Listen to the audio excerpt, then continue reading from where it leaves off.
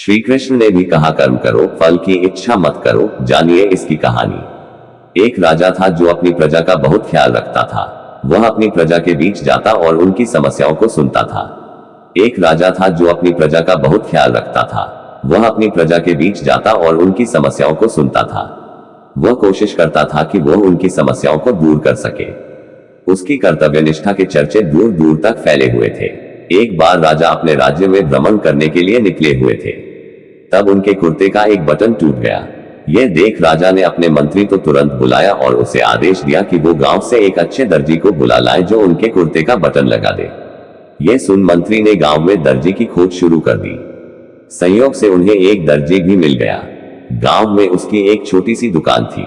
उस दर्जी को जल्दी ही राजा के पास लाया गया। उस दर्जी से राजा ने कहा कि क्या वो उसके कुर्ते के बटन सिल सकता है। दर्जी ने कहा कि यह तो बड़ा ही आसान काम है।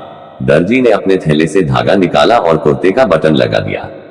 राजा बेहद खुश हुआ और उससे पूछा कि वो उन्हें कितने पैसे दे। इस पर दर्जी ने कहा कि इतने से काम के लिए वो पैसे नहीं ले सकता है। इस पर राजा ने कहा कि वो इसकी कीमत जरूर देंगे। दर्जी ने सोचा कि उसने तो बस धागा ही लगाया है, तो उसके 2 रुपये मांग लेता हूं। फिर दर्जी ने सोचा कि कहीं राजा यह न सोचे कि इतने से काम के 2 रुपये तो गांव वालों से कितना पैसा लेता होगा। ये सब सोच समझकर दर्जी ने कहा कि वो अपनी इच्छा से जो भी देंगे वो ले लेगा। यह सुन राजा ने अपनी हैसियत के मुताबिक उसे 2 गांव देने का फैसला किया। राजा ने कहा कि कहीं समाज में उसका रुतबा छोटा न हो जाए, इसलिए उसने यह आदेश दिया। दर्जी ने मन में सोचा कि कहां तो वो 2 रुपये मांग रहा था और कहां वो 2 गांव का मालिक बन गया। सीख।